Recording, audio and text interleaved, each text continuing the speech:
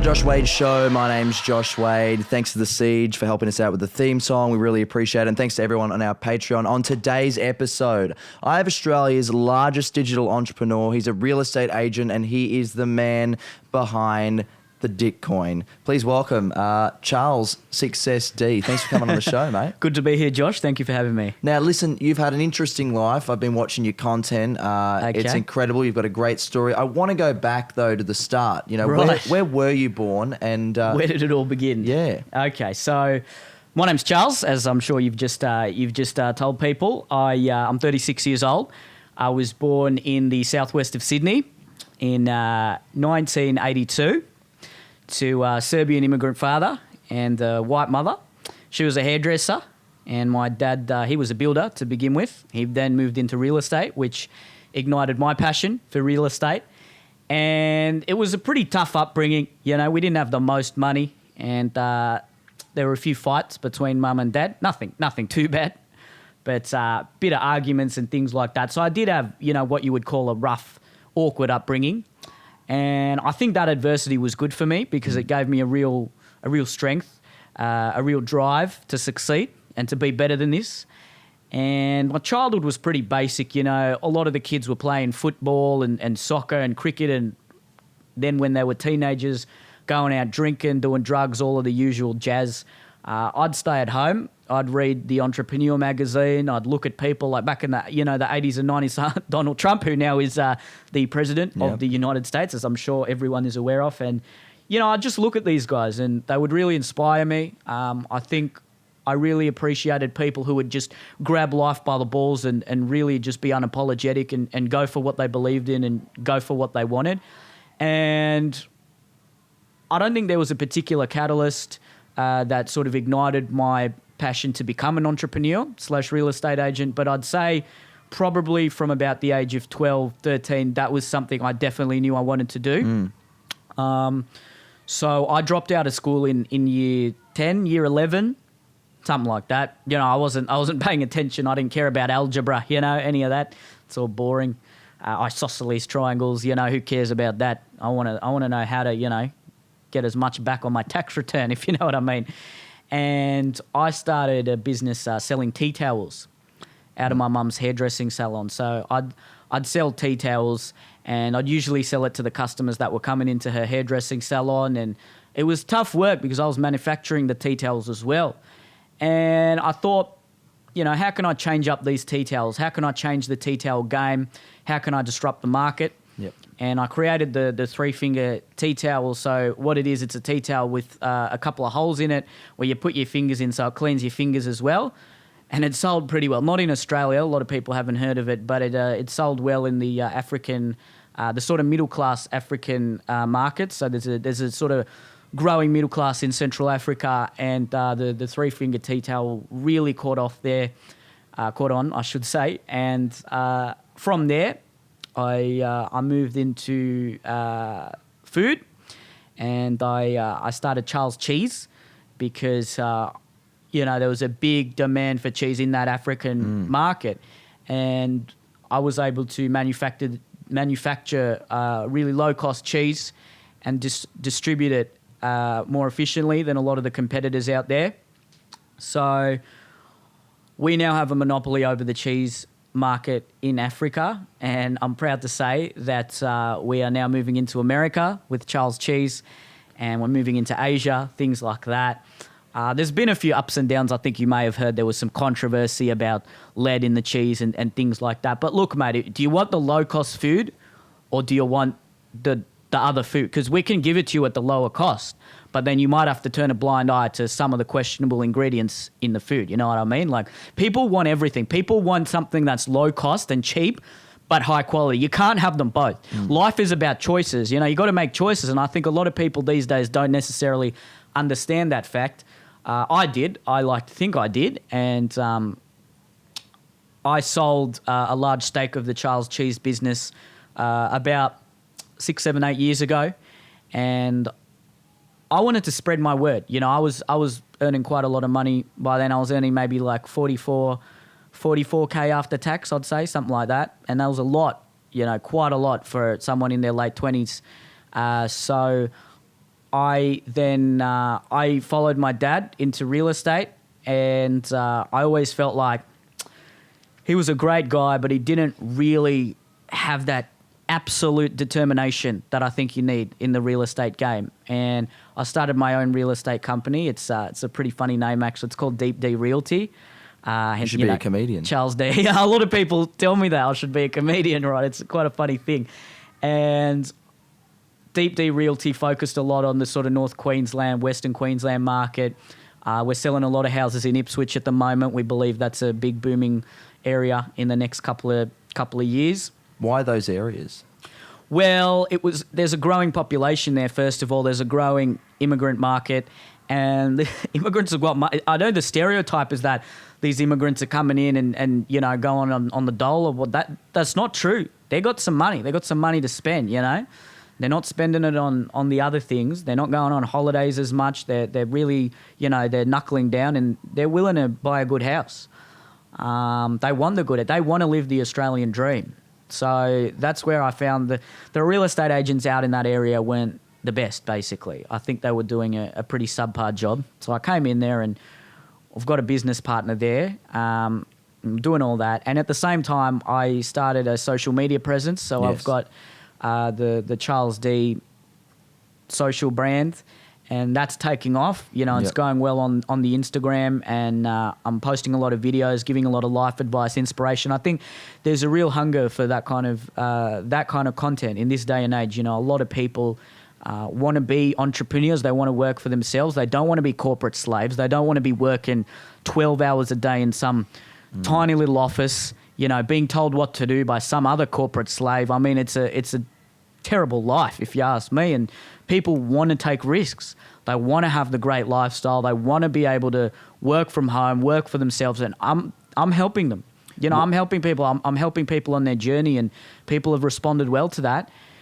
And I guess the rest is history. That's me where I'm at right now. I'm growing the socials. I'm growing the Charles D life coach brand, and I'm releasing an ebook pretty soon. It's called Be the Lion. I've got a little phrase that I like to tell people. I say you should be a lion and not a slug, because I think the slug is the embodiment of laziness and sloth and sheep mentality, following the herd. You're just a slug. You're slow. Mm-hmm. You're slimy. No one likes you. You're just one of the same. There's nothing different about you, even compared to a snail, because you see a snail has got a shell, and a shell is a house. And a house is a long-term appreciating financial asset. If you're going to move through life slowly, at least be a snail. You know what I mean? At least you've got some protection. At least you've got some safety. But you want to aim for the lion. And that's what I like to think I am. I think I've really encapsulated the heart and soul of the lion. And I'm just trying to tell my followers all about the lion mentality and allow them to become the lion that they have inside of them. I mean, a real estate agent, though, is it's a pretty popular job. There could be people in the comments section that might say, well, Charles, it's probably, a lot more people being a real estate agent as well. Like, what makes you think you aren't following the sheep mentality? Yeah. I mean, look, everyone's going to do something that someone's done before in terms of occupation, unless you're creating a new job. The point is, if you're moving into an industry, you've got to be something different to everyone else in that industry. So, yeah, I'm being a real estate agent, and there are a lot of real estate agents out there, of course.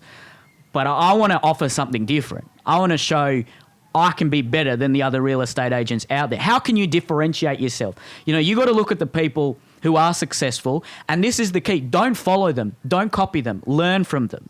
You learn from successful people. You don't copy them, you don't follow them. Because if you're just copying, if you're just following, that's already been done. The successful person has already found that out, and you're not going to be as successful. You probably won't even be successful. You got to take, look, your personal brand should be an all-you-can-eat buffet of successful traits. So you got to be taking all the traits that you see from successful people, putting them into yourself, and then creating something new, creating the new Frankenstein monster that's going to destroy the industry you're going into. Yep. So that's what I like to think I've done with real estate. Can you take me back to, because obviously real estate is a massive thing for you, and that's what's sort of pushing everything. Can you take me back to what it was like selling that first home, and where was it? Mm-hmm. Was that when you caught the bug? Yeah. So I just sold, a large proportion of my Charles cheese holdings, and I was going on a holiday. I was going through a drive through, the northwestern Queensland, I should say. And there were a lot of people out there that are different to the sort of people I've grown up with in Sydney. And they looked a bit down. They looked a bit downtrodden. It was a very hot day. And I thought, I need to give something to these people. I need to provide a service that can uplift these people. I don't like seeing people down. I don't like seeing people who are depressed and sad and lonely. And there's so much of that in this day and age. So I thought, what can I do that can help myself, but that can also help them? Because there are a lot of people out there that just want to help other people or they just want to help themselves. The best people are people who can do both. If you can help yourself while helping other people, you've got it made. That's the secret to life. That's the secret to happiness and the secret to success.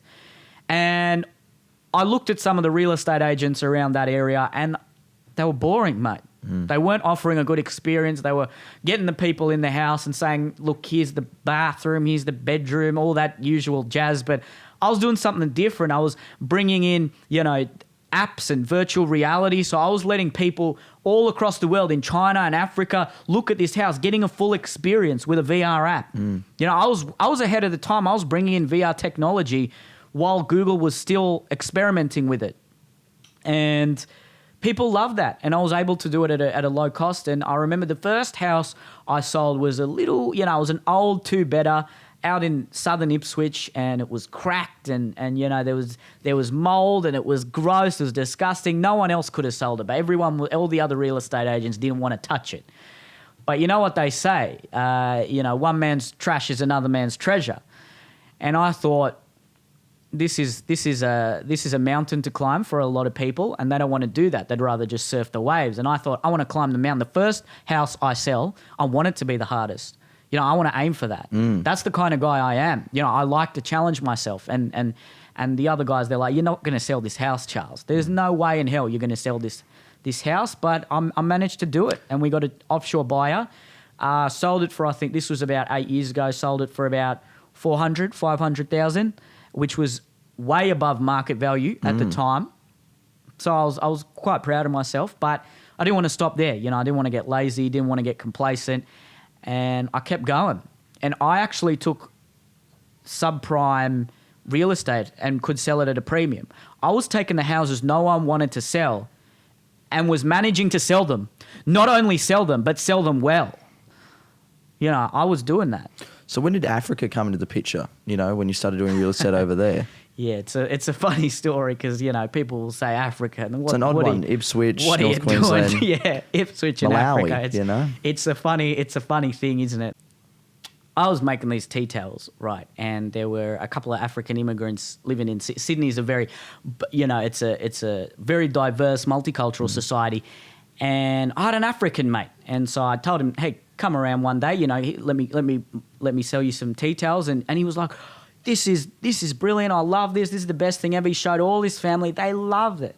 They absolutely loved it. They like their towels. It's like a funny thing, but like they really like their towels out there in Africa. I'm not trying to be facetious here. I mean, it's a funny thing, but towels are a big market out in Africa. When you can't wash your hands. Yeah, exactly. The idea of being able to dry them is sort of a premium.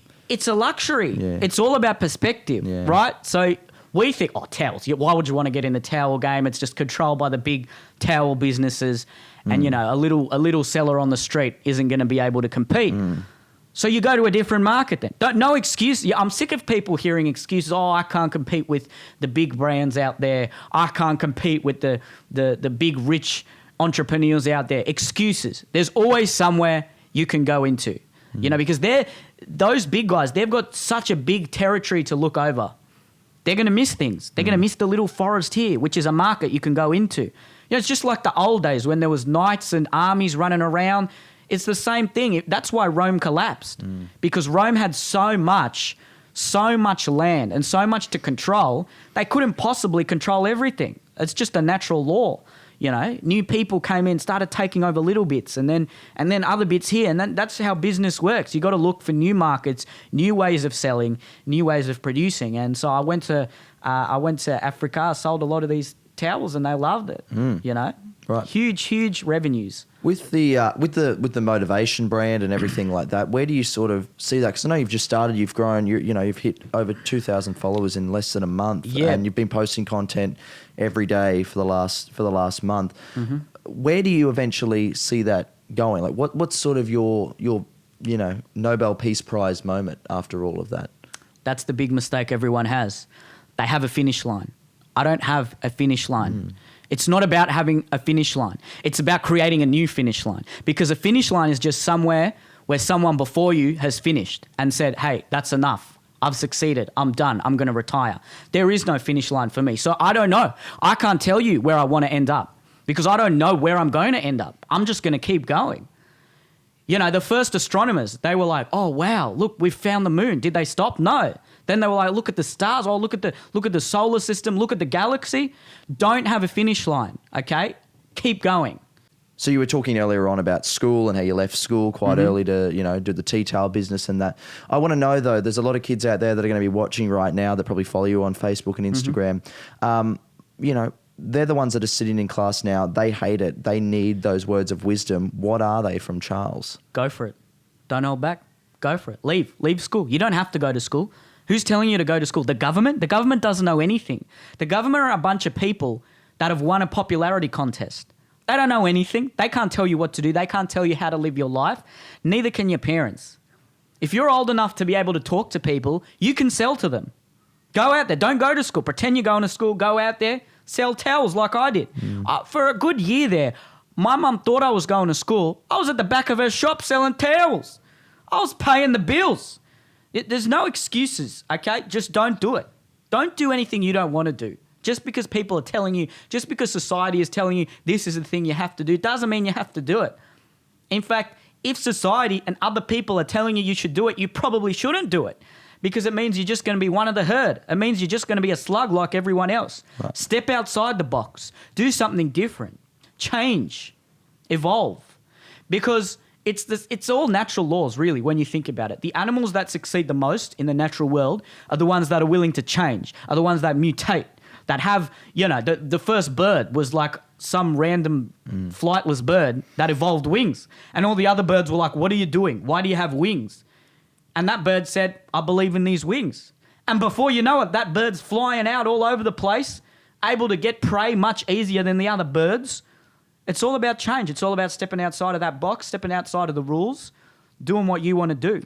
But you're not advocating like breaking the law, are you? Because there are laws in place as well. Or ethics. It's a tough one. It's a tough one, because sometimes you do have to step outside the law to do what you want to do. And sometimes you have to do what it takes. You think all the best business people out there are perfect law-abiding citizens? Don't tell me you think that, Josh. I know you're a smarter guy than that. Yeah, I get. Well, you've got people out there that have done, I guess, questionable things. I mean, where do your morals stand? But questionable to who? Questionable to the slugs out there. Questionable is just a subjective thing people say. Like, the law is subjective. Just because some lawmaker says, hey, you can't do this, doesn't mean you can't. If you have the ability to do something, you can do it. Don't let a lawmaker stop you. Don't let the government stop you. Don't let anyone stop you. Don't let your parents stop you. Nothing can stop you except your ability. And your ability is much more than you think. It's much more than you realize. The big thing holding you back is just societal pressure, fear of stepping outside of the tribe. And that sort of pressure, that kept us alive in hunter-gatherer times, of course. Don't get me wrong, we need that. But in this day and age, we don't. And if you can take command of your instincts, you can defeat the competition. You can win the game. You can win the game of life, not just business. What are some, I guess, on that train of thought, are there any, questionable things or things that you think probably aren't morally right that you've done, but you can overlook now and go, well, it was a means to an end? Well, mate, if they were questionable, I can't really say them, can I? So I don't know what you find questionable.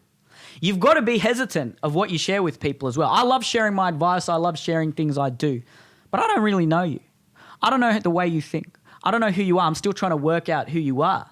So I'm not going to share my intimate details about the actions I've had to undertake to become the person I am today. Right. But I will tell you I've done things that people would raise eyebrows towards.